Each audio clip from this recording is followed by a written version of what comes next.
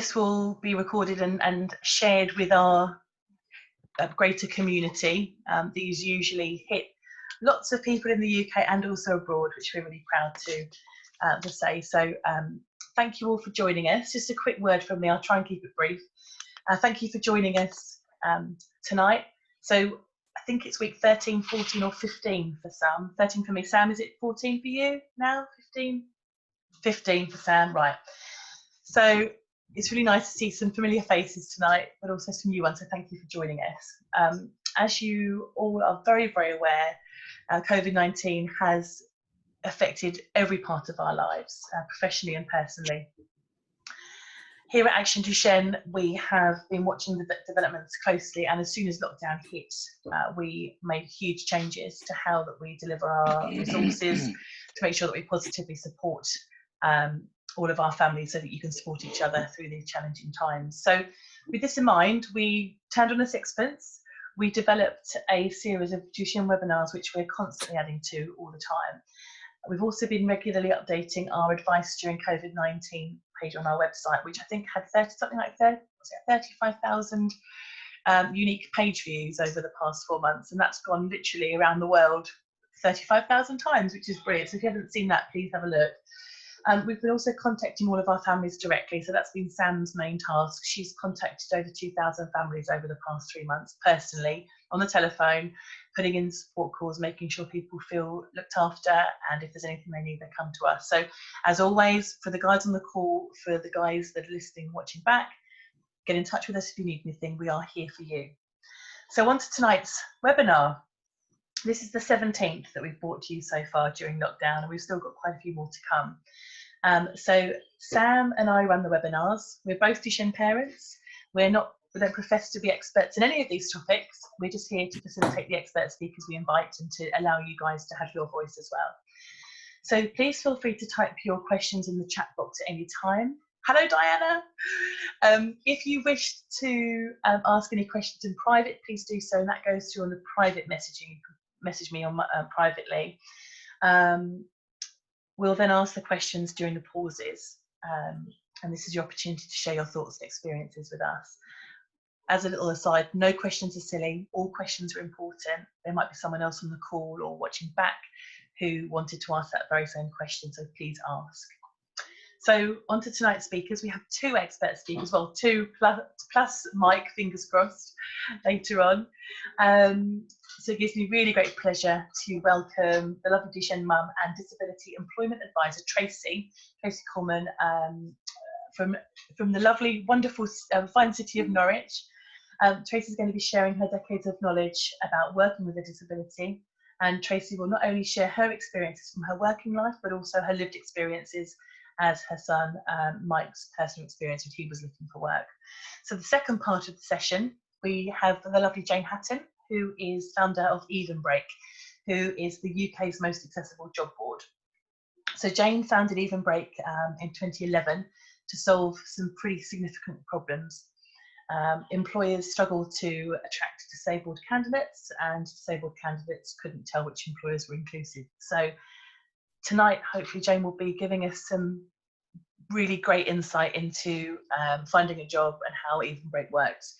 Just as an aside, Jane has a degenerative spinal condition, which means she mostly works lying down with a laptop suspended above her. I'm a bit disappointed that you're not demonstrating that tonight, Jane. I was going to, but I just thought the pillow behind me can be a bit off-putting. So we'll hear from you, Jane. Please, obviously, feel free to get involved with the chat.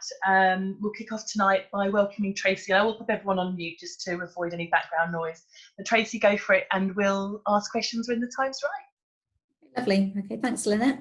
So as Lynette said, I'm Tracy. I work for the Department of Work and Pensions at Norwich Job Centre as a disability employment advisor. I have a son, Mike, sitting beside me, who's 28 with Duchenne. He's been working at the local Asda now for 4 years in the administration sector. He does 12 hours a week. At the moment, though, he's shielded, and we're pleased to say they've been paying him full pay. So we're very happy about that, aren't we, Michael? Yes. So tonight, what I'm hoping to do is just tell you about some of the help which is available from your local job centre, from the Department of Work and Pensions. Now, I know that not everybody with Duchenne is going to want to work, but for those that do want to work, then just be aware help is definitely available. So the types of benefits that you may be on, there's two benefits. If you've been claiming a long time, it's probably going to be the ESA, Employment Support Allowance. For those who are claiming more recently, it's universal credits. It doesn't matter what benefit you're on, all the help that I'm going to be talking about tonight is available no matter what you're claiming. So if you're on Employment Support Allowance, it's likely that you've had a work capability assessment and you've been placed into what we call the support group, which means you don't have to look for work. If you're on universal credits, you've also probably had a work capability assessment, and they've put you in what they now call the limited capability for work and work-related activity, which takes longer to say than just the support group, but basically they mean the same thing. If you're in those groups, you're not going to be offered necessarily help from the job centre. We're not going to be ringing you up and saying, can we help you get into work? Just because we're not doing that doesn't mean to say you can't ask for our help. So you have entitlement to ask your work coach to actually help you find work. As a disability employment advisor, we support the work coaches in trying to coach them on how to actually help people with disabilities. That's our role, or part of our role. If you have an appointment at the job centre, you can ask for us to attend that interview as well. We have specialist knowledge, we have details of provision which is out there. So you can get the help, but it's likely you will have to ask for it because you're not in a group, which means we have to come to you. And in some cases, people in the support group or limited capability for work and work-related activity don't want us to actually trouble them. They're quite happy to not look for work. But if you come to us, we can definitely take it forward. So some of the help that we have available to you, we have what we call the Work and Health Programme. Now that's run in Norfolk, and it's different depending on where you're living. But in Norfolk, it's run by a company called the Shaw Trust. What it means is that, and this is new actually off the press, up until last week, it was a random selection process. So it means we could have put you forward for it, but you might have been refused. But because of COVID, it's actually helped us out because there are fewer referrals being put through because we're not seeing customers at the moment. So basically, if you want to go in the Work Health Programme, we can guarantee you a place. What they do is it identifies the employment needs, it matches your skills, it puts you in touch with employers, gives you training, manages your health problems, and reduce the impact it has on the work. The one thing you have to be committed to finding work within 1 year. So that's most people, I think. If you have a disability, which obviously people with Duchenne do have a disability, there are no minimum hours of support or participation required. You can't be worse off by attending the Work Health Programme. So if there's any travel costs, the Work Health Programme will provide the cost back. They'll pay that back. Scheme lasts 15 months and includes in-work support. So if you get a job, they can go in with you. Your support worker can go in with you and actually help you settle in, talk to the employer about your needs, and just sort of job shadow you and just be there for support. And if you need that support to continue, it can go beyond the 15 months for another 182 days. Now in Norwich, if we had somebody with a disability saying to us, we want to work, we wouldn't necessarily straight away put you on the Work Health Programme because there are local providers. In Norwich, we have a company called Mint, which is linked to the college, and they work with under 24s if you've got a health condition. And that's who helped Michael get into ASDA. Mike did copious amounts of voluntary work, but he found it really hard to actually get paid work because he only wanted or could only cope with a few hours, so 12, 14 hours a week. And that proved quite difficult. So we used Mint. So that's why, again, I would say get in touch with your local job centre with the disability employment advisors, because there's disability employment advisors at all job centres. They will know if there's any local provision out there that can actually help. If there isn't, then obviously you could actually apply to go on the Work Health Programme. If you have somebody who has more severe needs, and they need intensive personalised employment support, we now have what we call the IPES scheme. And that's a voluntary provision for those who are harder to help. So it might be they've got Duchenne, which is a physical problem, but they could also have some learning difficulties. They have other things, which means it's harder for them to actually look for work. So in that case, you don't have to be saying you can get work within a year.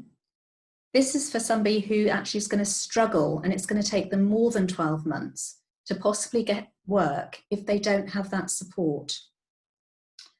So what it does is it actually helps people with complex barriers to work, but who, as I said, in our county, it's Shore Trust. In the Northeast, it's Reed in Partnership. In the Northwest, it's the Growth Company. Southern is FedCap, and Wales is Remploy. So it's actually different providers. And what they do is they get paid. If they get somebody into work and it's sustainable, they will then get paid. They have a lot of money in their budget, so they can actually do things that we wouldn't necessarily have the facilities to do at the job centre. So to be eligible, as I said, you have to be more than a year from the job market. It lasts 15 months, a minimum of 6 months in work support for those that go into employment or self-employment. A dedicated provider who's a key worker who will contact you frequently. They'll support and build an individual, a sustainable support network. And it also offers a work experience placement of 16 hours during the pre-work period. It's quite new, so we haven't got any cases which have gone through to fruition and actually found work. But I have spoken to the actual providers, and they are putting a lot of capacity in there and a lot of expense in actually trying to support those people. They seem very committed to it. So hopefully that will work. The participant outcomes are they hope to get an increase in the ability and confidence of the participants in managing their disability. Because as Jane will actually tell you when she comes on, it's about how you cope. You actually develop your coping strategies. It's not always going to be easy, but if you really want to do something, you will find a way. It gives you the increased confidence in managing everyday tasks, increased confidence and ability to do the job search because they'll help you with it. And you'll get the experience of working in a work environment, which is always good on your CV when you actually put that you've actually done some work. So they're the schemes that we offer. What I would say is if you then try and get work, how does work affect your benefit? Because sometimes people are very concerned that doing work will actually cause them to lose benefit. So there's different rules for ESA and universal credits. So Michael is on employment support allowance because he's been claiming benefit quite a while because he's 28. So he can do what we call permitted work, which means that he can work less than 16 hours and earn less than £140 a week. It doesn't affect his benefit. So he will get his full employment support allowance plus his earnings, providing it's not more than £140 a week. It can go on for as long as you want. If you do permitted work, you have to declare it to the job centre. So there is a form that you can download, which is a PW1, and you need to complete that form for any paid work you do or even voluntary work. They will actually authorise you to do it, and I've never known them to say you can't, but it's just to actually let them know what is happening. With universal credits, we don't actually class it as being permitted work. Once you've had your work capability assessment, if you actually get found to be in the limited capability for work and work-related activity, which the boys or young adults will be placed in, you get what we call a work allowance. So that means it entitles you to earn, and this is dependent on whether you've got housing. If you're getting housing in your benefit allowance, you can earn £292 a month. If you haven't got a housing element, you can earn £512 a month without it affecting the amount of universal credits you're getting. If you go over that amount of earning, it doesn't mean that your claim is going to close. You then get subject to what we call a tariff income. So this is where it gets complex and you're going to lose it, but I'm just going to tell you the figure.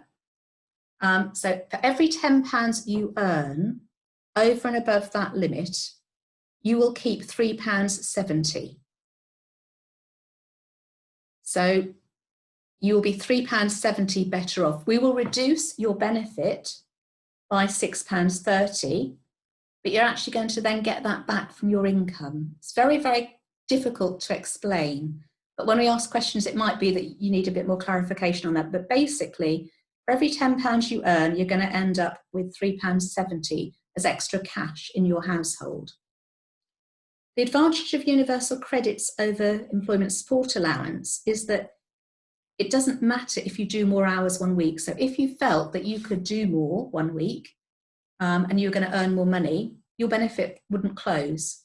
With employment support allowance, if you go over and do 16 hours or you earn more than £140, your benefit claim will close. You will have to reclaim, and you would at that stage have to claim universal credits.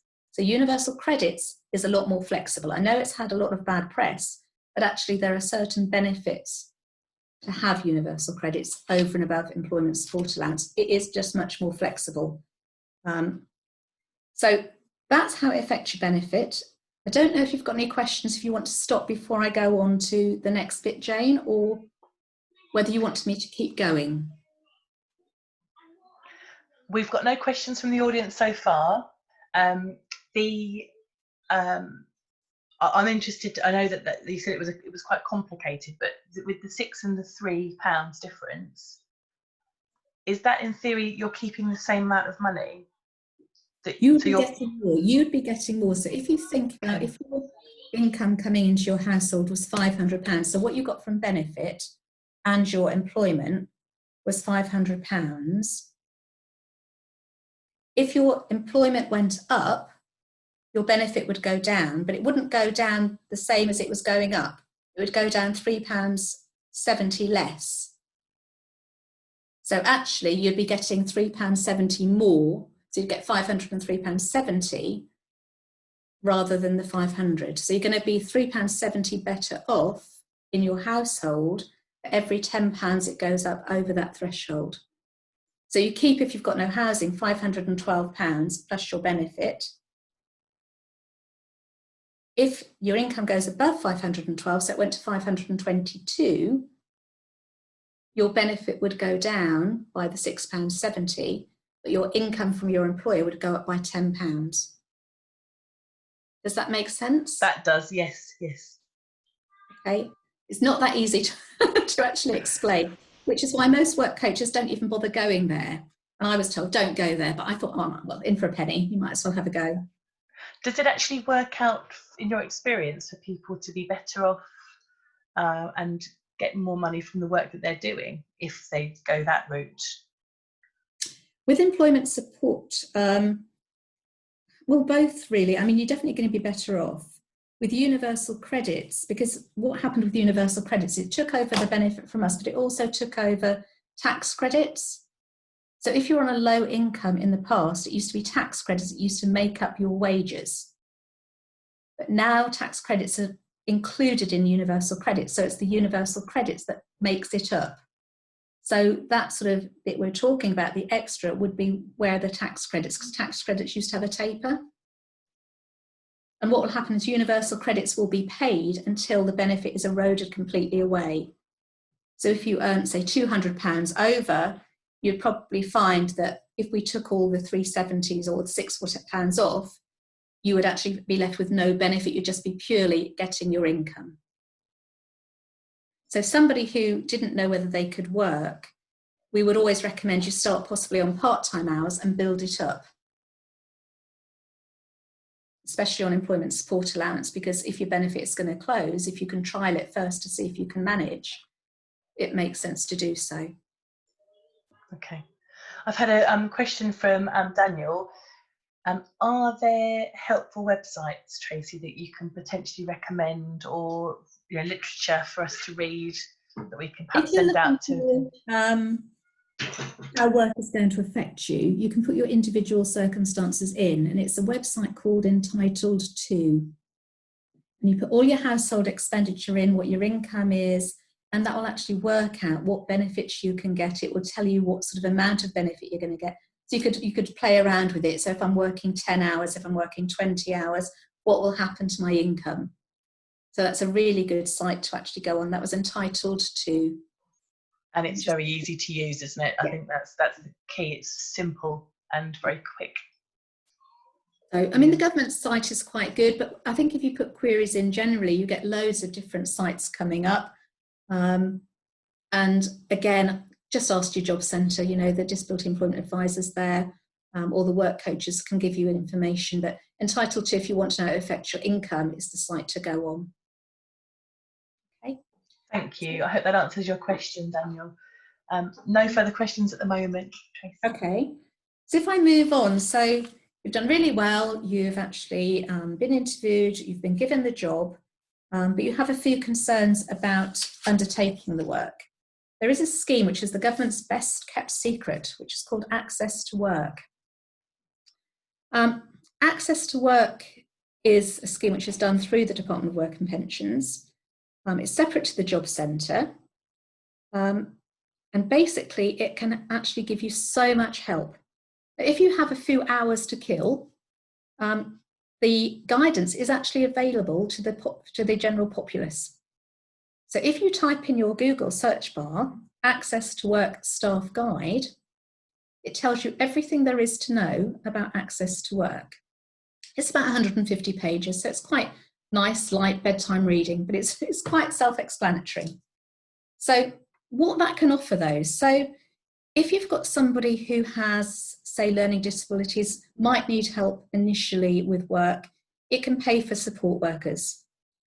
You have an advisor who will look at a holistic approach and talk to you and the employer about what the job entails, what support you might need.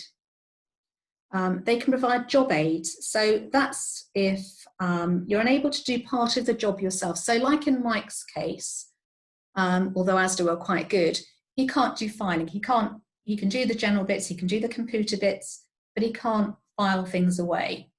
So ASDA in his case have actually said, okay, we'll get somebody else to do the filing and took that piece of job away. But if there's part of the jobs that you can't do, if it's less than 20% of your overall tasks, Access to Work can pay for a job aid to do that portion of the job. Okay. They also have job coaches. So if somebody had learning needs, you can have somebody who actually comes in and actually works as a job coach. So they can actually help them learn the job. They can actually help them keep the job. Analyse tasks, break them down into parts, identify the skills and knowledge required. They can show the employee how to do the tasks, can provide soft skills, helping with communication styles. Works possibly if people are on the autistic spectrum. It might be that some boys also have slight autism with Duchenne, and it's really helpful in those cases. In Norwich, we have one worker that we actually know who goes in and she actually supports people in work. So she'll go in possibly initially full time, but as they get used to the role, the time she goes in will lessen. And what we then find is it might be that she'll go in once a week, or she might speak to them once a week. If there's any communication problems, she'll speak to the employer, she'll speak to the employee, and hopefully if there is an issue, she can then liaise between them and solve it, so it doesn't get so far out of hand that they have to actually resign, or they obviously get the sack. So that works really well. The one thing with Access to Work, they don't find these people. It's up to you as the person applying to find the help. But like in Norwich, we know of contacts, hopefully in other job centres, they may have other contacts they can recommend. So that's job coaches. Before you move on, Tracy, sorry, I don't think I missed that. How do you actually get hold of that? How does that, do you have to ask for it, or I presume it's not offered? Access to Work, on the government site, you just put in Access to Work and it will guide you through. So it's either an online application or a telephone application. Okay. If you do online, you'll then find an advisor will call you back. Right. I've just dropped the link actually in the chat box, the staff guide. Very, very good. It tells you everything, really. Other things, travel buddies. So if somebody's a bit nervous about travelling on their own, they might be able to get a travel buddy for you. If as a result of your health you can't use public transport to get there, it might be you can actually get paid for, they'll pay for taxis. You might pay the bus fare in return, but they will pay for taxis.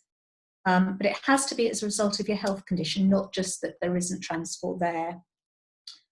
Obviously with the boys or the young adults, most of them have their own vehicles, so that may not be the issue, but it might be that they can pay for a support worker to get you to work if you haven't got a personal budget through the council to actually cover that.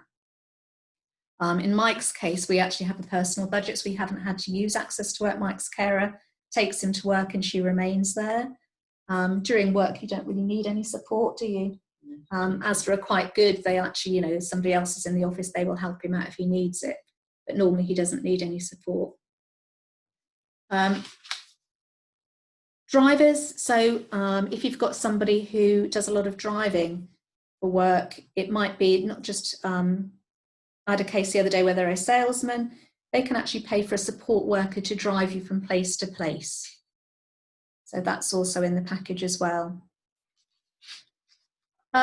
If you have problems, so you might be working, you might be with Duchenne, you have mental health problems. If it's caused by any work-related issue, there's also a mental health scheme. The mental health scheme is actually run by Remploy or Able Futures. Now, Remploy, who started this initially, but they had so many cases, they asked Able Futures to step in as well. But Remploy's record is that they've helped over 10,000 people, of which 93% have remained in work for longer than 6 months. So it's a free scheme. They will go in, they'll talk to the employer, the employee, and they'll come up with a support package. Anything that Access to Work goes in and that recommends is only a recommendation, we can't enforce it. So you have to hope that the employer will then act on it. And that's where your disability-friendly, confident employer comes in. But hopefully the actual company would be happy. If somebody's starting work, if they claim Access to Work within the first 6 weeks, there's no cost to the employer. So it levels the playing field. Okay, because you can say, well, actually, I know I can work, but I might need this piece of equipment, or I might need this adaptation to the equipment. Well, if it's within 6 weeks, there's going to be no cost to the employer. The employer does have to firstly make reasonable adjustments. Okay, but most things that we're looking at, possibly there would be a cost. That cost is waived if they claim within the first 6 weeks. So I suppose if some of our young adults were working, but their condition degenerated and they might need extra help, at that point there may be a cost to the employers because they would have been working there longer. And the cost then depends on the size of the employer. But again, I think if it's going to cost the employer even a small amount of money to keep that person who's doing a really good job, rather than losing that skill and having to retrain somebody else, is probably cost effective for them. So normally with the size of employment, there's a tariff depending on how big the employer is. So if they've got under 50 employees, there's no cost or no tariff income. They would have to pay 20% of the cost up to £10,000. So Access to Work is picking up 80%. So the majority of the cost will still be picked up by Access to Work. If it's a larger employer, then they might have to pay £1,000 up front. But if it goes over 1,000, then the 20% of that figure would be picked up by Access to Work. So if it came to £8,000, the employer would pay 1, and then 20% of the difference between 1 and 8. Does that make sense? So they'd be paying £2,400. They've got the £1,000 tariff, plus 20% of between 1 and 8,000, which is 7. So that's another £1,400. So their cost would be £2,400, but Access to Work would pick up £5,600. All looking very bemused. You okay with that? I wonder if, I don't know if this is what everyone else is wondering as well, what's that initial payment for? What's the kind of, is that to The tariff figure? Yes, yeah. I think it's just saying that if you're a larger employer, then you should be able to put some cost in for keeping that person employed. Obviously, you invest money in the training and everything else. If that person's been working for you for 10 years, is it unreasonable if that person develops a health condition for you to invest something in keeping that person employed? Because if you let them go, you've got all the cost of actually recruiting again, of retraining, and it's possibly going to cost you more than the cost of providing the equipment. Which is why, though, that's waived if they get it within the first 6 weeks. So if they actually claim within the first 6 weeks of working, because they haven't built up that relationship, they haven't already been trained, so they can actually waive that cost initially, because it levels the playing field for new recruits. But if they're a small employer, under 50 staff, that tariff is waived. They just have to pay the 20%. Okay. The mental health scheme is free. So the only thing they have the tariff income in is equipment or adaptations to the workplace. And the other thing is, if you think about it, that equipment or the adaptations is going to remain with the employer. And if it's a big adaptation, which is going to increase the, I suppose, business, it's going to increase the cost of the business, that's going to be with them forever. It's not going to go if that employee leaves. They're still going to have that adaptation. They're still going to have that ramp. They're still going to have that lift. So it's actually making their business premise a better place. So that, again, is why they should be putting in, possibly if they're a larger employer, part of that cost. So I guess that's a really important takeaway for parents and young people that are looking to do this, to actually make that approach as soon as they possibly can and not to leave it. Definitely within the first 6 weeks if they can of starting employment. Sure. The only time really when I would say it's going to affect them, if they can't, if it's after the first 6 weeks, is if they're in work already and their condition deteriorates and they might need a bit of extra support. So that's when that might come into it. So Jane is going to cover, obviously, looking for employed work, but the other thing you've got is self-employment. So that's something else we need to cover. So we have got a scheme for people who possibly want to look at the self-employment route. So if you're under 30, you tend to find the Prince's Trust can also help you. They've got very good schemes for enterprise, and they'll put on courses. But at the Job Centre, we have something called the NEA scheme, which is the New Enterprise Allowance scheme. So if you're actually wanting to look for work on a self-employed basis of more than 16 hours a week, we can actually give you a mentor who will give you advice and support and help you prepare a business plan. They'll help you set up and start trading. Now, once you've actually gone through it, you've got your business plan, you're ready to start trading. If you're on employment support allowance, because you're going to be working more than 16 hours, that benefit will close. What you can, though, do is then you'll claim universal credits. Okay, so you would actually come off employment support allowance, you would claim universal credits, and then you get the same rules as we've discussed, where you can actually work and earn £292 or £512 on top of your benefit once you've had the work capability assessment. It may sound scary coming off one benefit and going on another, but if you've actually had your work capability assessment whilst on employment support allowance, which you will have had by now, that decision will go forward onto your universal credit claim. You won't have to have another work capability assessment. Okay, so that just gets taken forward. That same decision is moved forward. On top of the £292 or £512, sorry, my cat's just coming on the table, which maybe you're getting from your employment, you also get an allowance. So we will pay you £65 for the first 13 weeks of trading and £33 for the next 13 weeks of trading on top of your earnings and your benefit. Okay, so you get support for, say, 6 months, no matter what you're earning. You can also do the self-employed scheme if you're on universal credits. The advantage with that is, though, your benefit won't close, because we've said with universal credits, any work is better than no work. So you haven't got to worry about claiming another benefit.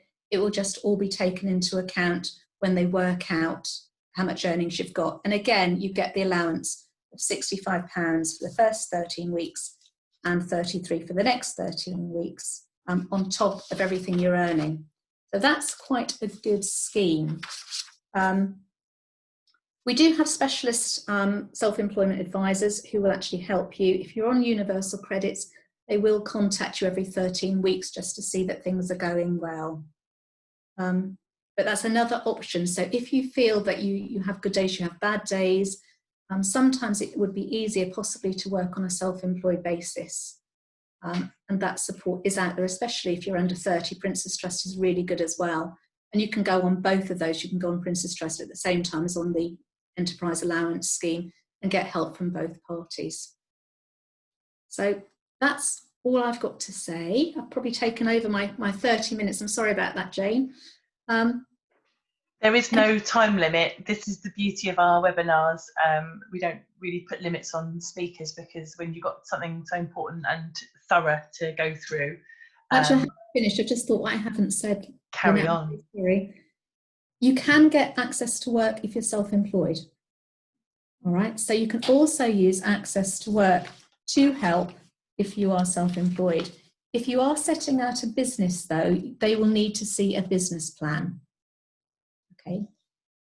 If you're already working on a self-employed basis and things develop and you need to apply for access to work, again, they need to see that the business is viable. So there's certain rules that you have to actually be able to meet. But just because you're self-employed doesn't mean to say you can't get help. Access to work support is still there. End of story. Brilliant. Thank you so much. There aren't any further questions. I have popped those really interesting links in the chat box. Have you got any questions, Sam? No, you're all right. No, you've been so thorough. It's been amazing. Thank you. Yeah. What I'd say is, if you have got any questions or you think of them later, then I'm quite happy for Lynette to pass them on to me, and I'll actually speak to you or contact you on a one-to-one basis and help with any queries or questions you might have. So I've got a question for Mike. If what do you do on a daily basis, Mike, in your job? Basically, I do there's a plan of the shop, and I kind of set out on the computer, and then that goes on to the guns that they have. These guns that they go around the store with, so they scan the things on, and it tells them where to put it on the shelf, so they go around and put it out, basically. You're in control of everything. Started off as being a gatekeeper, but that job went, and they just actually found something else that he could do. It was like prices to start with. Well, I changed all the prices of things, so that's completely gone. I'm doing the other thing now. Yeah. So that they have been, I have to say, Asda have been really, really good. And over the lockdown, we didn't expect Mike to get any money, did we? Thought you were going to be getting no pay, and they just carried on paying 100% of his salary. So can't complain. Do you enjoy, or what's the thing you enjoy most about your job? I kind of like to just be in the team, really, more than anything that I actually do as part of it. Yeah, social aspect, isn't it? Yeah. Nice. And what are the days that you? Oh, sorry, Tracy. Gets him off his PlayStation. What days do you work there? Is it Tuesday, Thursday, and Saturday? So is that kind of shifts of 3 hours per session? 4, yeah. 4, yeah. Cool. Yeah. 4 threes, but you have to work a weekend. That's a bit of the killer, because we have to get up early on a Saturday morning to get in there for 8 o'clock. So that's a bit of the killer. But apparently all Asda employees must work 1 day at the weekends. Okay. And Tara doesn't, your carer doesn't work at weekends, does she? So that's down to us. Okay.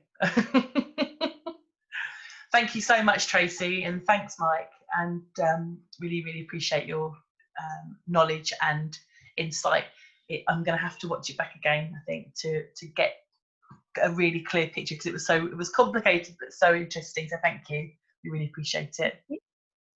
I'm going to pop you guys over now to the lovely Jane from Evenbreak. I'm sure, Jane, you will be able to give us a really good rundown of how Evenbreak came about and what you guys do, but I'll hand straight over to you. Thank you so Lovely. much. Thank you. So Tracy, I'm so glad you did the bit that you did, because I have no idea when it comes to maths or figures or benefits, how it all works, and it changes so often. And so I'm really glad that you kicked us all off with that.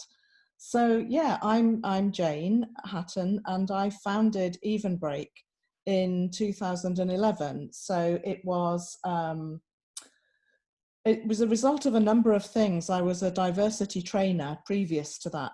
And when I spoke to employers about disability, I got one of two reactions, which won't surprise you. The first one was kind of, why would I want to employ a disabled person? They might not have said it in those words, but that was clearly what they meant. And, we know that there is discrimination against disabled people in the workplace. Much more positively, though, there were employers who were saying, we recognise that there are, there's a lot of talent out there, and that we should be employing people who are disabled because they have so much to offer, but we don't know how to attract them, and we have no idea, how we go about, letting them know about our opportunities. So I spoke to disabled people and said, why aren't you applying for jobs with the second lot of employers? And they said, because we don't know which is which. Every employer says we are an equal opportunities employer, but actually as a disabled candidate, we know that most of them aren't. They might be okay when it comes to race, maybe, or maybe when it comes to gender, but certainly when it comes to disability, most employers really haven't got a clue how to support us or know what we can offer. So I kind of at the time thought, oh, that's a bit bad. Somebody ought to do something about that. And then I became disabled at the age of 44. So one of the 83% of people who become disabled as an adult rather than is born with their condition. And nobody was doing anything about it. So I thought, well, about time I did then. So we came up with the idea of having a job board just for disabled candidates, and just for those employers who were enlightened enough to know that us disabled people were, great employees. And so Evenbreak was born, and it's the most accessible job board. So you can use it if you're blind or if your fine motor control isn't very good. You would expect in this day and age that every job board would be accessible, but that's not the case. And we had a new platform built for us early last year, and because our old platform didn't work on a mobile phone, and of course a lot of people now search for jobs using a mobile phone. So we looked for a new platform, and I literally asked almost every developer I could find in the country, can you do a job board online that works on a mobile phone? Everybody said yes to all of those and is accessible.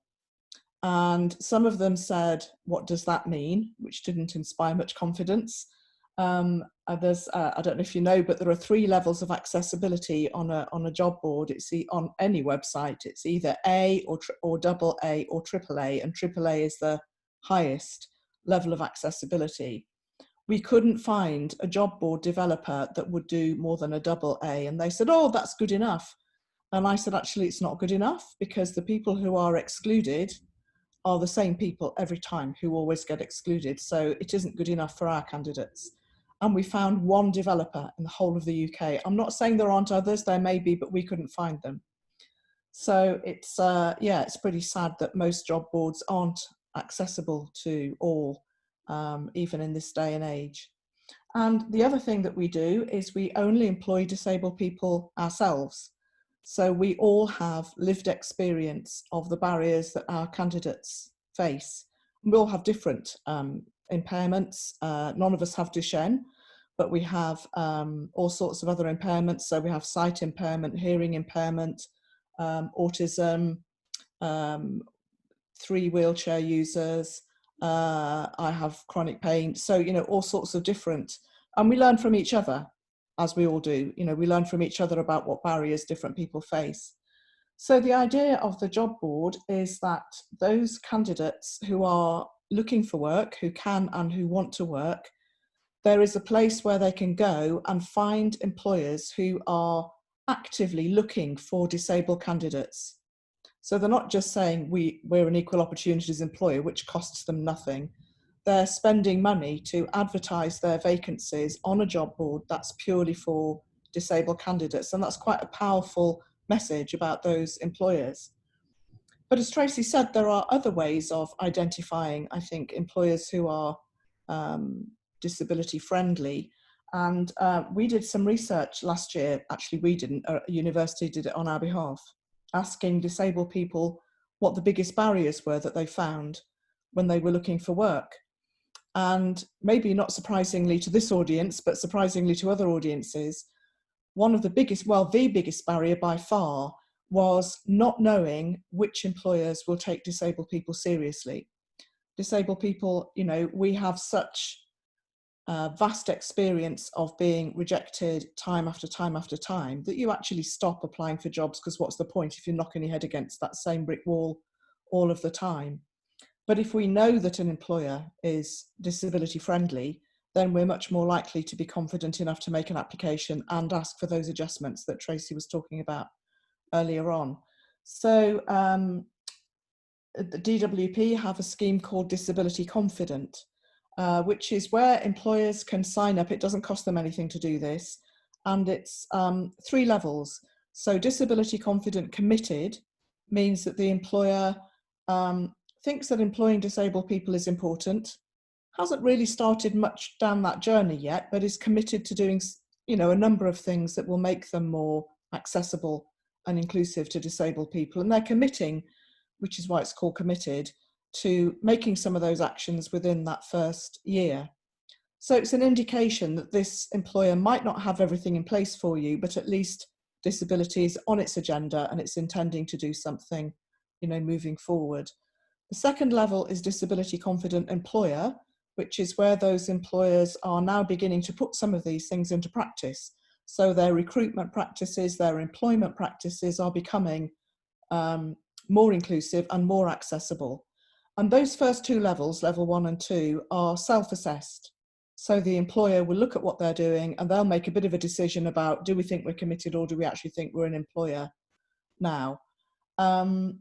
And then there's a 3rd level, which is Disability Confident Leader. So this is where this scheme is so much better than the previous one, which was the 2-tick symbol. You might remember, confident about disability. But this, the leader level is assessed independently by somebody else. So it's not good enough for me to say, yeah, we're doing all of these things, we're a leader in this area. Someone else has to come in and look at my policies and my practices and independently verify whether or not I really am doing those things. And if it's done properly, which isn't always, if the assessor is doing their job properly, and we've assessed a number of organisations, it won't just be taking the employee's word for it, it will be looking for evidence. So I want to see those policies, I want to talk to disabled employees to make sure that what you're saying you're doing is actually happening in practice. So for someone looking for work who's disabled, if an employer has Disability Confident at any of those 3 levels, it's at least an indication that that employer has disability on its agenda. It's no guarantee that they'll be wonderful, but at least it is on their agenda, and there are so many employers where it isn't on their agenda. If they're Disability Confident Leaders, then they have been externally assessed so that you know, someone has gone in and said, yes, this organisation actually really is disability confident, it really is doing the things it should be doing. Again, it doesn't mean that organisation is perfect, but it means it's doing a lot of the things it should be doing, and it's on a kind of programme to continually improve. Evenbreak, of course, is a disability confident leader, as is DWP. But there are still not that many employers around who are disability confident leaders, so it's certainly worth, if you're looking for employment, to seek out an employer who is disability confident. And I think that most job centres, and Tracy will tell me if I'm not correct, most job centres will know which employers in their area are disability confident employers or leaders. So that should give you some kind of an idea about who's safe to apply to. But certainly in terms of Evenbreak, what we find that the candidates say to us is that if an employer is paying to advertise their jobs on Evenbreak, we are much more likely to apply, and we're much more likely to feel confident to ask for any adjustments we might need, because we perceive that those employers will be more than happy to do that for us. And as Tracy was saying, really, most people who need adjustments, most disabled people don't need any adjustments. It might be something like flexible working, which most employers offer now, and certainly after COVID, I think we'll be offering, you know, more and more, because we've now proved that people can work from home very successfully. Disabled people have been saying that for decades. It took COVID for employers finally to say, oh yeah, you can actually do those things from home. So I think that, you know, looking on Evenbreak is certainly one of the routes that people who are looking for work might want to take, because at least we've got confidence that those employers are, you know, really taking this seriously. So our philosophy at Evenbreak is very much that we need to change the way the world of work talks about disabled people, because even now, sometimes when I talk to employers about employing disabled people, even if they're pro employing disabled people, sometimes it's, oh yeah, it's such a shame, we really ought to give them a chance. And I'm going, no, it's not about that. It's not about pity. It's not about, what it is about is talent. And my view, it's more than a view, it's a strongly held belief, is that disabled candidates are actually premium candidates. So it isn't a case of, oh, we can't find any other candidates, we might have to find a disabled one. Actually, disabled candidates have more to offer than non-disabled candidates. Sorry for those of you who are on this call who aren't disabled. But my belief is that that's the case. And the reason I think that's the case is because, you know, disabled people are people like everybody else. So we all have a whole diverse range of skills and talents and qualities like every human being has. But we also have developed other skills. So we live in a world that's not designed for us. So in my case, I find sitting very difficult, and we don't provide beds on buses. When are they going to start providing beds on buses? Really, it's not much to ask. It is a lot to ask, I'm kidding. But what we have to do as disabled people, and you'll know this, you know, within your own lived experience, is find different ways of doing things.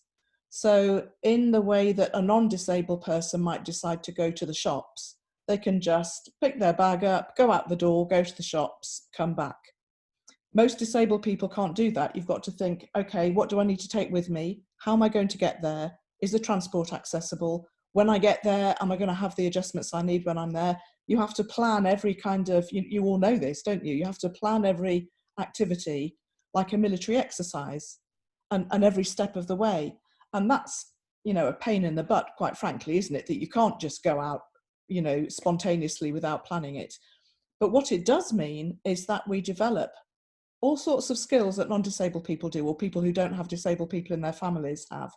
So we're really good project managers, because we know we have to plan ahead. We have to put contingency plans in case. What happens if I get there and the accessible toilet's not working? Or what happens if I get there and the ramp isn't working? Or whatever it might be. And we develop those really good project management skills, and also creative problem solving. So we can't do things in the same way that other people do them. So we have to find other ways of doing those things. And we become really adept at looking at innovative and creative solutions to problems that most people just never even think of. So in my case, for example, because sitting is a problem, I remember when I went to Access to Work, which is, you know, a brilliant facility, and I said to them, you must have people like me all the time who can't sit. And they said, no, no, we have people who can't stand or walk or hear or see, but everybody can sit. So they and I together had to become very creative in thinking of things like adjustable desks. I mean, they're 10 a penny now, and everybody has adjustable desks in their offices when they're refurbished. But we're going back, you know, some years. Nobody had height adjustable desks in those days. Or how, if you are lying down, like I do most of the time, how do you have your laptop so that you can see it without it falling on your head and all that kind of stuff. So I think what we do as disabled people is we develop those creative problem solving skills. We develop a resilience That means if we come across a problem, we don't just think, oh, I can't do that, oh well. We actually just try to find different ways around problems. And as an employer, surely we want to employ people who are project managers, who are problem solvers, who don't run away at the first sign of an obstacle or barrier that they face. But the whole point of, disabled means that we are disabled by the barriers that we face in society. We spend all of our days from the moment we get up overcoming barriers that other people just take for granted. So I think we are premium candidates, and I think that's something that we should remember when we're applying for jobs. So rather than going into an interview or a job application kind of thinking, oh, I hope they give me a job, and I hope they don't think the other candidates are better than me, and I hope they take pity on me. We should actually be going in with the attitude of, God, they'd be so lucky to get me. I have so much more to offer than most people. So that's half the battle, is having the confidence ourselves. I think the other part of the battle is we still know that employers don't feel like that. They don't feel that we are premium candidates. So we have to tell them. And we have to make sure that we ask for what we need. So for example, we just heard from Tracy about, for example, people who are on ESA not being able to work for more than 16 hours a week. Often jobs will be advertised as full-time. And it's very easy then to think, well, I can't do that job because I can only work up to 16 hours. There is nothing to stop you applying for the job and saying, I can't do this job full-time, but I can do it for 16 hours. That's a workplace adjustment. Are you willing to job share this? And some will say no, but some might say yes. So for me, it's not always taking at face value what the barriers might seem to be. It's about asking the question. The worst that can happen is someone says no, no one dies. It's just a question. So I think it's really important that when you approach an employer, if you decide to mention your impairment, and not everybody does, but if you do, it's about doing it in a really positive way. So not saying, oh, I'm really sorry, I'm disabled, I'm going to need some adjustments that other people might not need. It's more about saying, I have this impairment. And what it means is, let's say it's autism. I know a number of people with Duchenne have autism. Because I'm autistic, I have a different way of looking at things, which makes me a really valuable employee to you, because I challenge groupthink. I think in different ways. I bring new ideas. I challenge. Sometimes you might have done something for years and I might say, why do you do it that way? There's a better way of doing it. That's really useful for an employer. So when we're talking about disabilities and we're talking about adjustments to employers, we need to do it in a really positive, assertive way. I am disabled. It means I bring things with me that other employees don't bring with them. And if you're worried about support, there is support out there. So Tracy was saying quite rightly that access to work is the government's best kept secret. Most employers don't know it exists. They think you're going to be expensive because you might need adjustments. But if you can say to them early on, hey, I'm going to need a support worker, I'm going to need assistive technology, whatever it might be, then you can say, and that's okay because the government will pay for it, or they'll pay a lot towards it. So it's actually about reassuring that employer and putting yourself into their shoes. If the employer is thinking, if I employ a disabled person, they're going to be difficult and they're going to be expensive and I'm going to have all sorts of problems, they're not going to be anxious to employ you. But if you can say to them, actually, I bring things that other people don't, and any of the problems you're worried about are easily solved, then that really encourages the employer to take that, bite that bullet and say, well, we'll have a go at this. So it's about reassuring employers. I wrote a book, she says, modestly, a couple of years ago, called A Dozen Brilliant Reasons to Employ Disabled People, which I give to employers who are the employers who say, oh, what a shame, Paul loves, we ought to give them a chance. And I say, no, it's not about that, it's about talent. And this book literally gives, well, it's more than a dozen. And it's really bottom line stuff. It's not about you'll look good or your CSR is going to look good. It's about disabled people have these additional skills that other people might not have. It's about lots of research that shows that disabled people stay in our jobs for longer. Now that might be because we're worried about not getting jobs somewhere else, but from an employer's point of view, having people who are going to be loyal and stay put is a huge saving. As Tracy said, if you lose an employee, you've got to recruit, you've got to retrain. It's a hassle. So employers who have a high staff turnover are looking for employees who are going to stay put. Once they're trained, they stay there. So, for example, call centres love disabled people because once they're trained, they stay, instead of having to retrain people every 6 months, which I think is the normal attrition rate for call centres. So we stay in our jobs longer. We have significantly less time off sick on average. There will be some disabled people, of course, who have more time off sick depending on their condition. But generally speaking, we tend not to have time off sick because we are used to working with whatever our symptoms are. So I work every day with extreme pain. If I get a bit of a headache or a bit of a sniffle, I'm not going to phone in sick because I'm used to working under, difficult situations. So is everybody with Duchenne. So it's, it actually shows that we're loyal. We won't have time off sick unless we really, really need to. Or of course, in COVID, whether we're shielding, that's a different and abnormal situation. But we do have this extra creative thinking. We are equally as productive as other people. And there are all sorts of examples. I was doing some research for this book some years ago, and I was talking to McDonald's, and they had a young woman with learning disabilities as their, I don't know what they call them these days, but they were called lobby hostess. So the people in McDonald's that fill up the straw containers and make sure there's always, clean the tables, they're kind of front of house. And when I spoke to Dawn, this person who was doing this job, her manager, he said, I was a bit reluctant to take on someone with a learning disability because it was unfamiliar and I wasn't quite sure how it was going to work.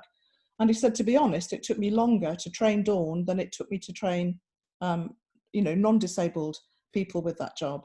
He said, but I trained Dawn 12 years ago and she's still here. Most people stay in that job for about 9 months. So he said the fact that I took 2 days longer to train her is nothing compared to the value that we've had over the past 12 years. And actually the customers love Dawn. She's really friendly. They come in, they deliberately come in when they know she's on duty because she'll stop and have a chat and she'll make sure their tables are clean, and she's just a joy to be around. So I think for me, it's saying to employers, disabled people aren't just, have the same skills as everybody else. Actually, we bring all sorts of additional benefits with us. And it's making sure that we have that confidence. And then I think the other thing is about making sure that we ask for what we need. And for most disabled people, what we need isn't difficult. It might be flexible hours, which most people work anyway. It might be saying, can I job share this job because I don't want to work full time? My energy levels aren't that high. I'd rather work 20 hours instead of 40. Or it might be, can I come to work not in the rush hour? So, for example, as we know, for a wheelchair user that doesn't have a vehicle, public transport isn't that accessible. So there might be one place on a bus for a wheelchair, but only one. So it might be that the reasonable adjustment might be, well, I'll come in early and go early, or I'll come in late and go late, or I'll work reduced hours and come in between. So they're usually quite easy adjustments. If they're slightly more complicated, then access to work will sort those out. So I think it's, we really need to reassure employers that employing us is a really good business decision, that they haven't got anything to worry about because any extra things that we'll need will be supplied, and we are bringing all these things with us. And what we find, I think, is that success breeds success. So if an employer takes on a disabled person and they're not too sure about it and they're a bit wary, almost always it turns out to be a really good experience for the employer as well as for the employee. And then they feel, oh, actually, it's not as hard as I thought it was going to be. And it's so much more rewarding than I thought it was going to be. And we're all learning and we're all becoming more empathetic. And we've got all of these things, that we can offer now that we couldn't before. So I think for me, it's about not going to an employer apologetically and saying, oh, I know I've got all these problems, but please give me a job.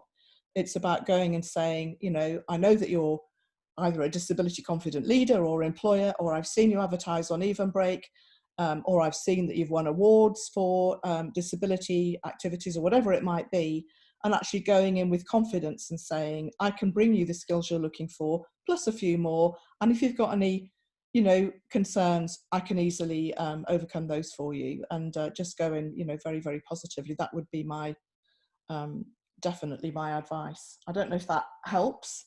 But I'm happy to answer any questions that anybody has, and hope that's given you perhaps a slightly different slant on employing disabled people or being, an employee. Yeah, it really has.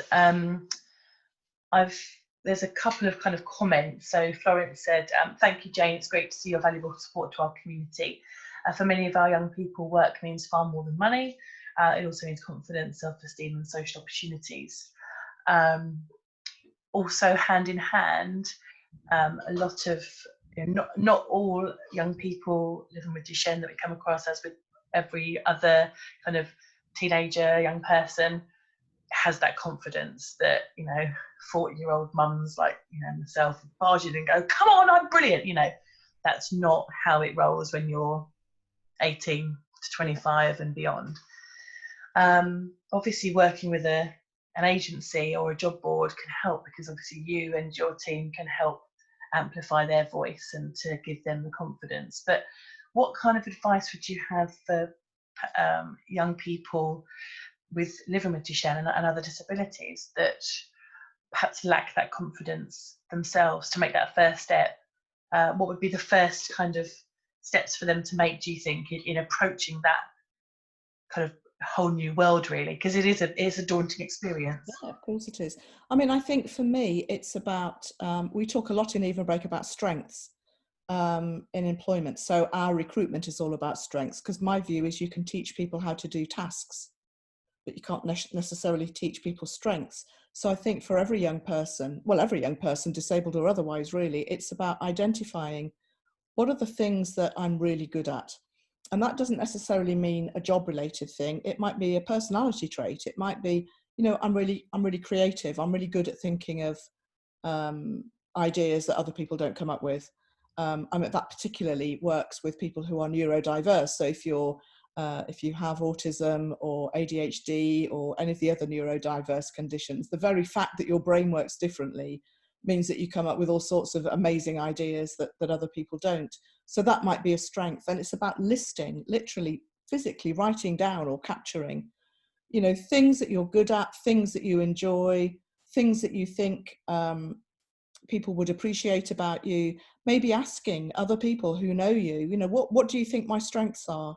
And often you'll be quite surprised that people will say things that you never even thought of. You're really good at making people feel good about themselves, or you have amazing organizational skills, or you're a really good friend, or it could be anything really, or you're really good at entertaining people, you've got an amazing sense of humor, or whatever it might be. And we're all different as human beings. It's about capturing all of those strengths. What am I really good at? What do I really enjoy doing? What are my really kind of innate strengths that I was born with? And what are the strengths that I've developed over my childhood and my young adulthood? So that could be resilience. It could be creative problem solving. It could be online techniques, because for a lot of disabled people, like we all are now in lockdown, but often, certainly I had 5 months in bed when I didn't think I would ever walk again, and the only other adults that I saw were carers who came in to shower me. The only social outlet I had was Facebook. And you develop online skills and how you present yourself online and how you communicate, and even just your keyboard skills, get better. So I think it's about really, for every young person, and it's so easy to focus on the things that we can't do, because society does that with disabled people. Oh, disabled people can't do this and they can't do that. And actually that's no help to anybody. It really should be, what are the things I'm really good at? So I'm really good at conversation, or I'm really good at empathy, or I'm really good at whatever it might be, and really making a list of all of those strengths. And also reading around and finding all of the positive things around disability. So yeah, I'm going to push my book, obviously, but I mean, there really are things that disabled people can say, I do things other people can't do because I've had to, might not have wanted to, but I've had to. And really going to an employer, remembering all of that, and just before the interview or just before you approach an employer, read that list, remind yourself, these are the things I'm good at. Ask your friends, ask your parents, ask people at school or college or university or wherever, what do you really think my personal strengths are? And build up a huge list. And it's hard not to feel confident when you see a big long list of things that people think you're great at. That's brilliant, Jane. Thank you so much. I know that we've got Michael with his hand up. We'll go to Tracy, if you don't mind, Mike, first, because Tracy wanted to add to that as well. Thanks, Jane. I'll just pop you on unmute. Am I on? Tracy, you're on. Yes. What I would say for the younger end Duchenne people who haven't got the experience that Jane was talking about, I think if you've gone to university, they've got lots of skills, they can probably actually take that forward and actually promote themselves. But for the younger people, especially ones possibly with autism or learning difficulties, they would really suffer. So what we actually do in the job centres, we do it at Norwich, and I'm hoping it's reciprocated in other areas, but we will try and build their confidence. We have special groups for the 18 to 22-year-olds leading up to 25, special teams who work with them. If they get given a job interview, we can actually do mock interviews. So we'll actually look at the employer, we'll try and sort of come up with questions we think that employer might ask, and we'll put them in a mock interview situation. And we can talk to them about what they're actually saying and try and build upon it. And we've found that quite useful, and it just builds up their confidence. They go in actually knowing what's likely to actually happen in the interview and what they might be able to say. Will prompt them with what they might want to actually respond. The other thing we would normally recommend as well is if you've got an interview and you're almost there, but you don't think you've quite sold it completely, is to offer a work trial. Because that way you're actually saying to that person, I know that I can do your job, but actually I need to prove to you I can. I'm quite happy to come in here and do a work trial where you don't have to pay me. I'll still get my benefit for 2 or 3 weeks, whatever. I will prove to you I can do your job. And even during work trials, if you need access to work to help you, they can. So work experience and work trials, you can still apply for access to work support. Okay. Thank you. That's super. Thank you so much. Really, really helpful. Michael, shall we come over to you? I'd love to hear what you have to say.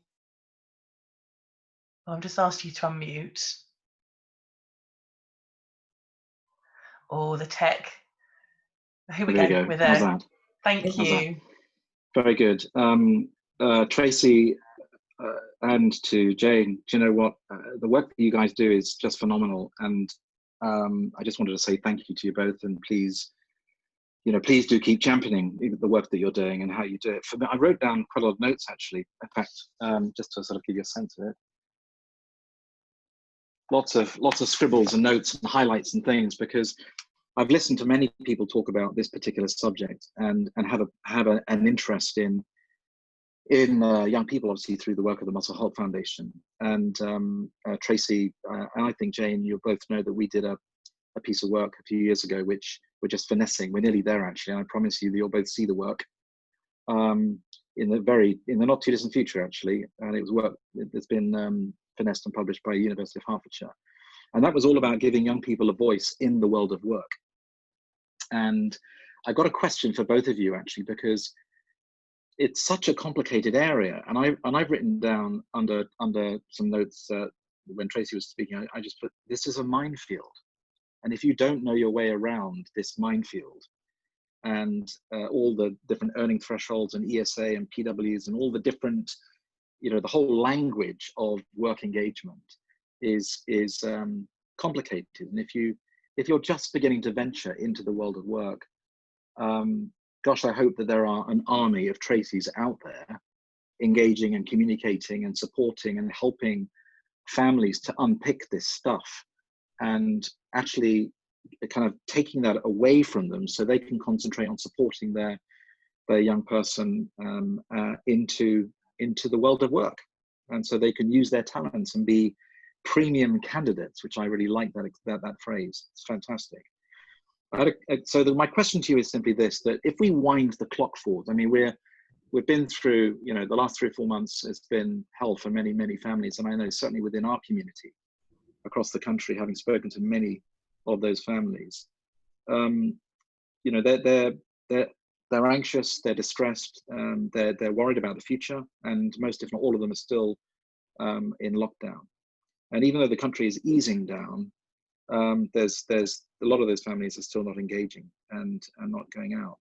I don't know if that's the case in the Action Duchenne community, but It is, yeah. I would say most, if not all, are not are the same as it was 3 weeks ago, us, myself included. So my question is that if we wind the clock forward, I mean, I don't know, 3 years, 5 years, are we going to be having the same conversation?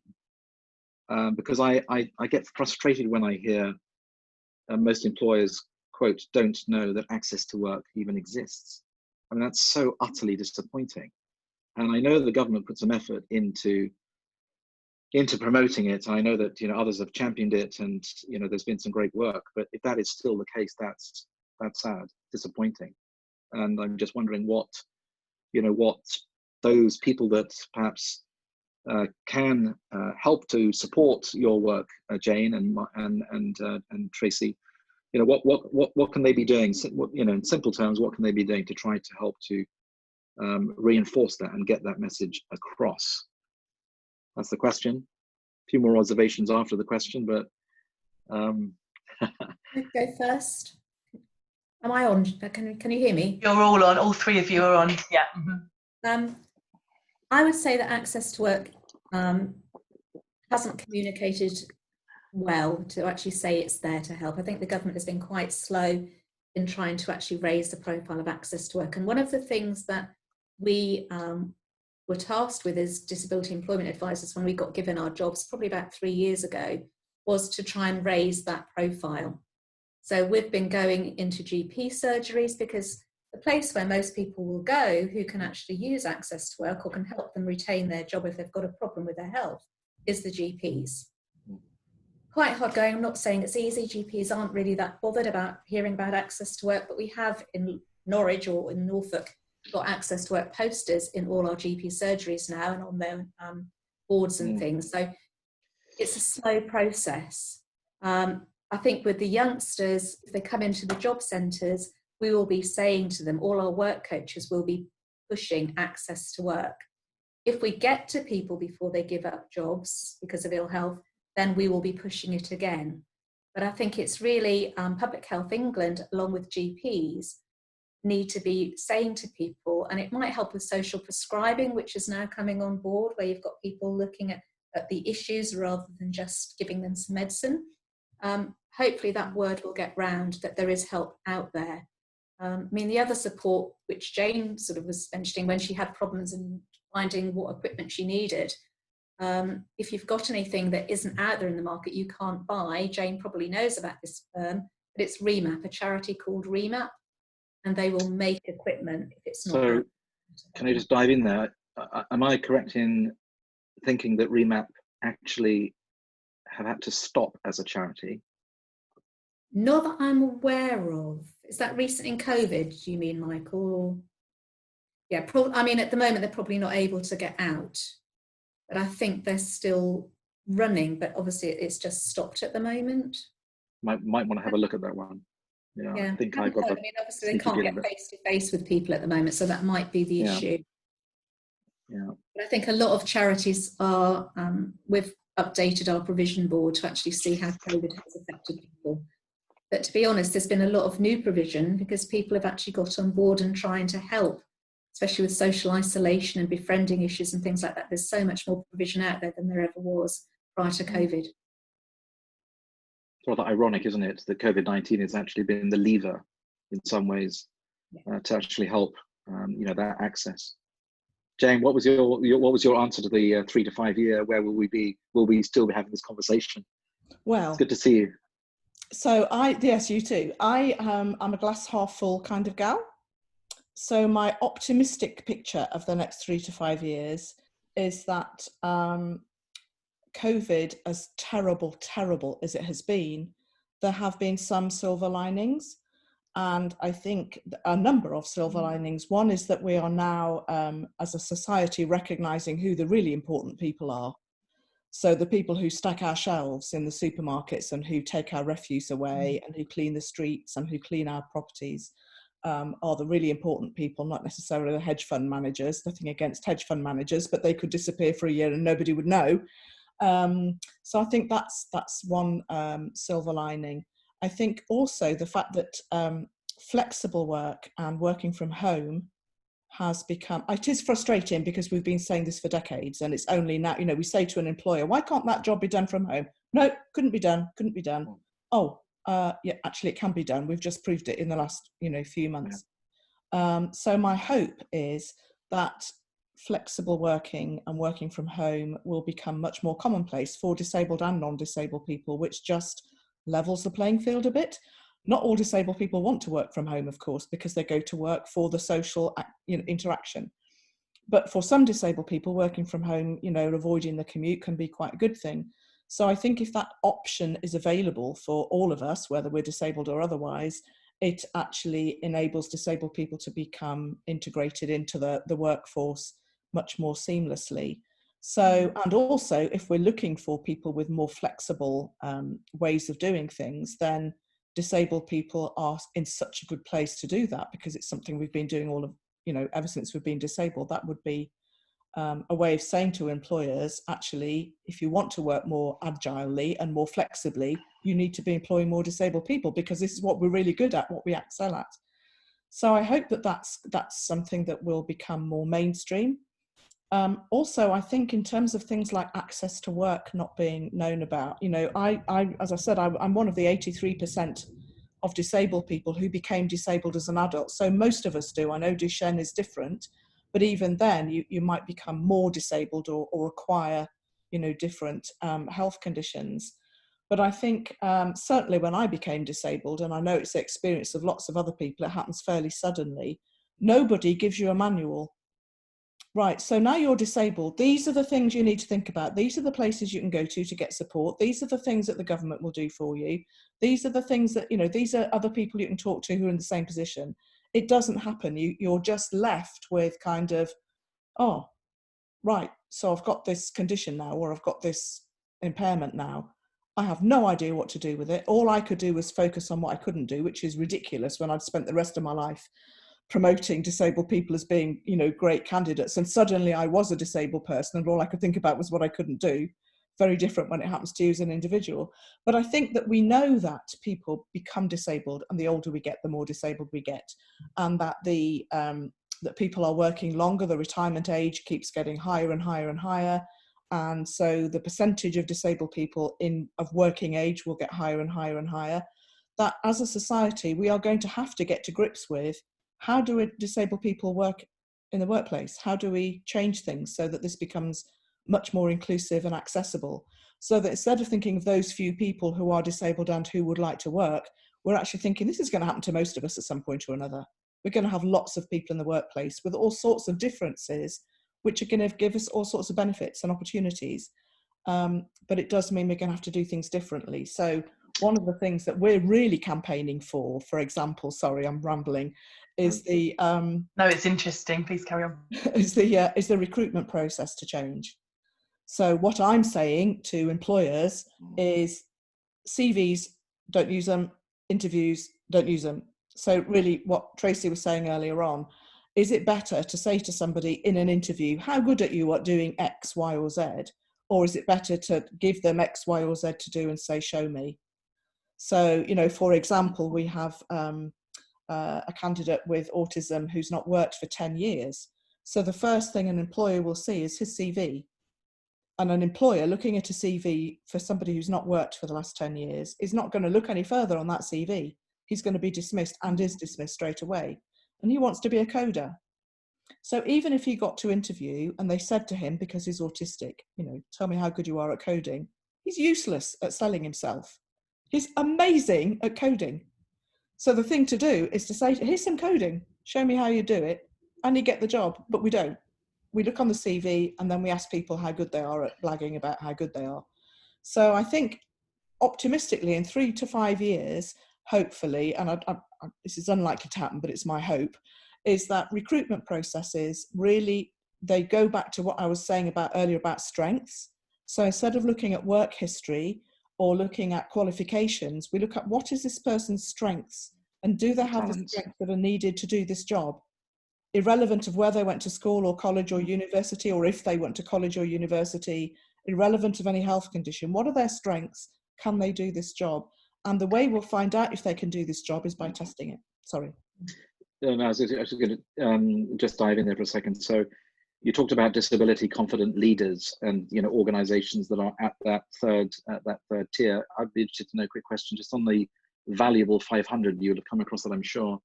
What proportion of the valuable 500 those organizations have signed up, do you happen to know, are disability confident? Question. I suspect very few, because they are global. Disability Valuable 500 is a global movement. Confident is a UK-based thing, so I suspect not very many. I have some cynicism about disability confident, to be honest.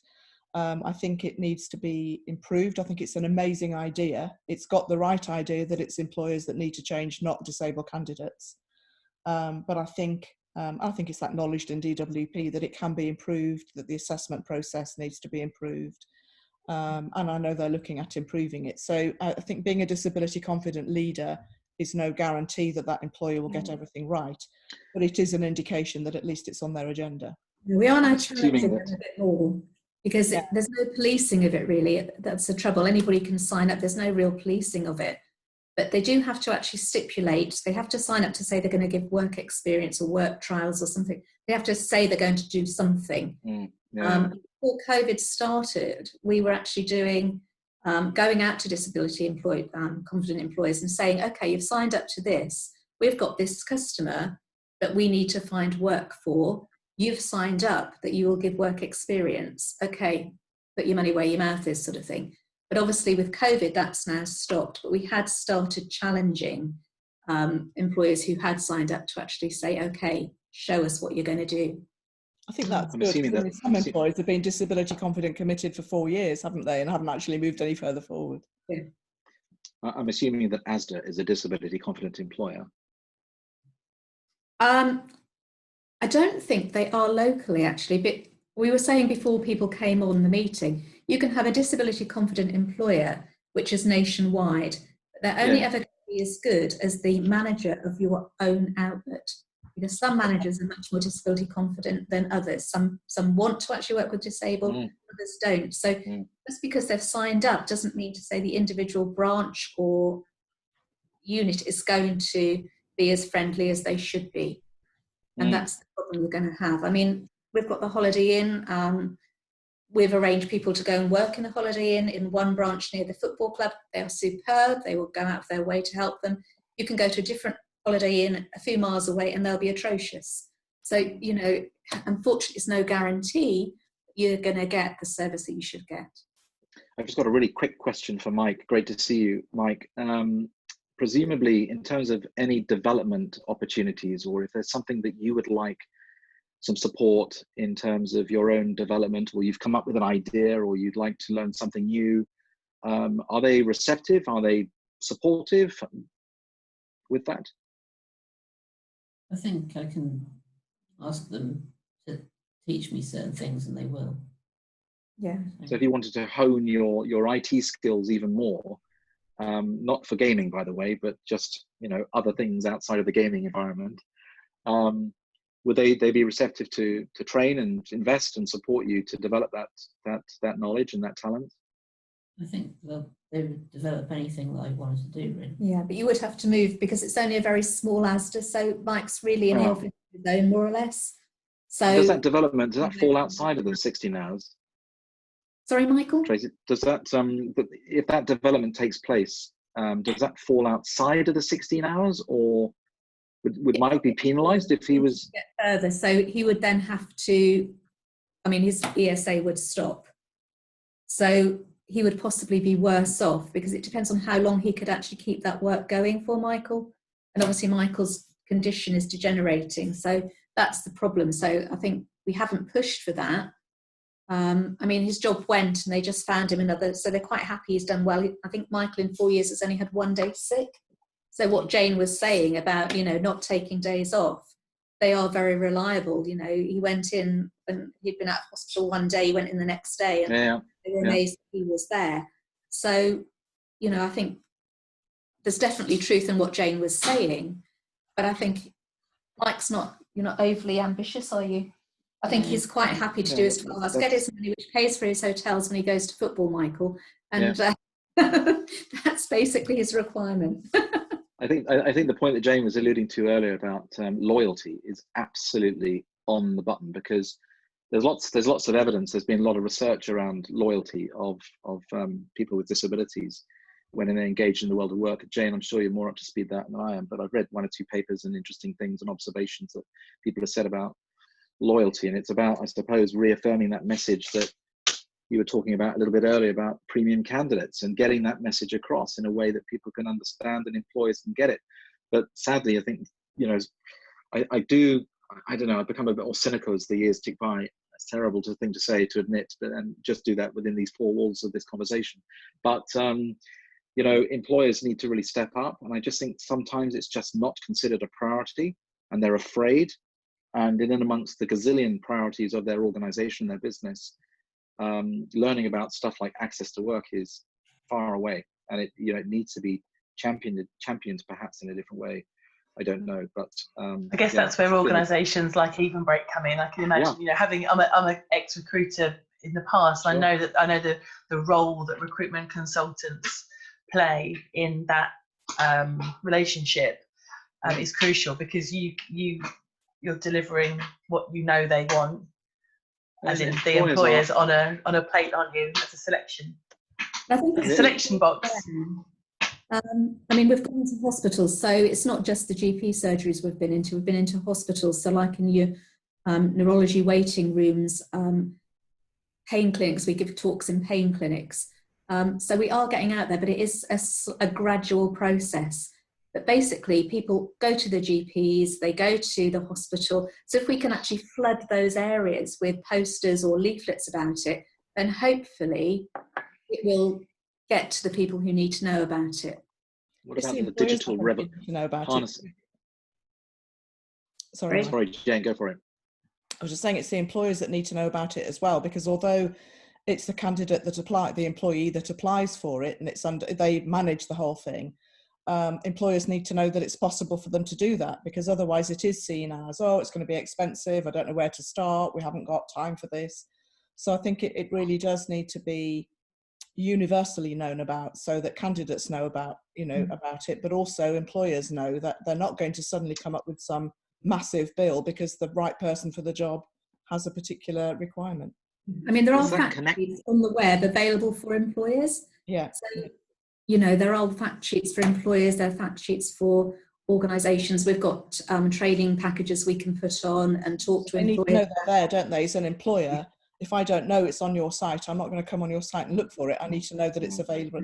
So that's what we're reliant on the candidate to actually say, well, yeah, I can get access to work. And they could print off something, you know, they could print it off and take it to the interview if they wanted. I mean, it's not ideal, but it's difficult to get out to all those employers, you know, and it's like when we had Fit for Work on the Fit Notes, they took the scheme away from the government because people weren't using it. They weren't using it because they didn't know about it. So that's the problem. It's really difficult to get the information out there to all employers. I mean, we certainly talk about it to the employers that we work with, and, you know, because one of the barriers might be, is it going to be expensive? No, it isn't, because most disabled people don't need any adjustments anyway, but if they do, then access to work is there to pay all or some of the cost that it's going to be. And if you've got the best person for the job, then it's money well spent. I mean, support workers is the ideal thing, because you could have somebody, the best person to support a person in work is somebody who's already working for that employer.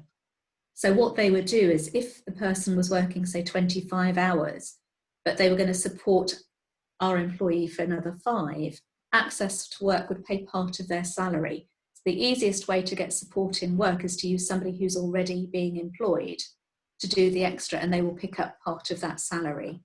That's the easiest way to cover it.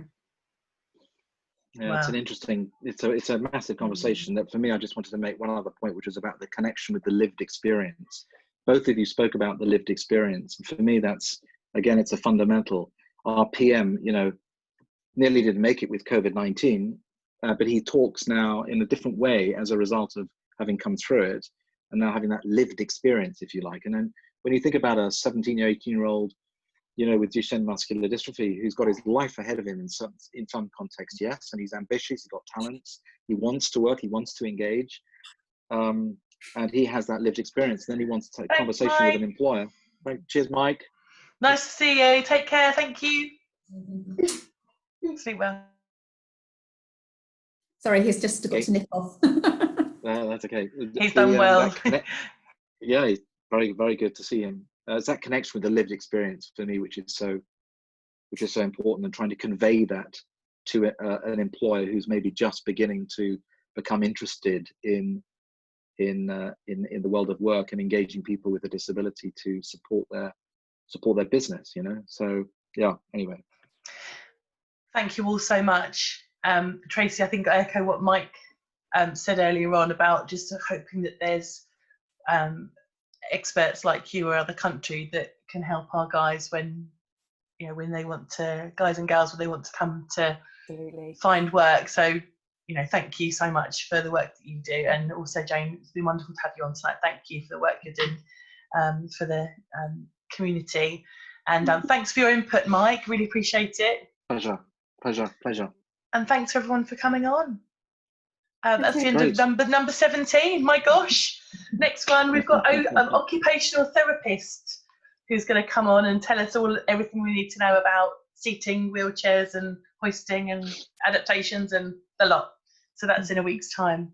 But in the meantime, thank you all. Okay, thanks. Good night. Thank you.